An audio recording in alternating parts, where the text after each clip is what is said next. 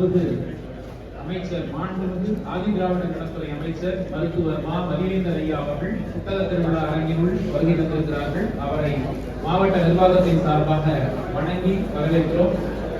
ஆங்காங்கே இருக்கக்கூடிய பொதுமக்கள் பார்வையாளர்கள் அனைவரும் அரங்கினுள் வந்து அமருமாறு அன்போடு வேண்டுகிறோம். இன்னும் சில மணித்துறைகளில் நிகழ்வு தொடங்க இருக்கிறது.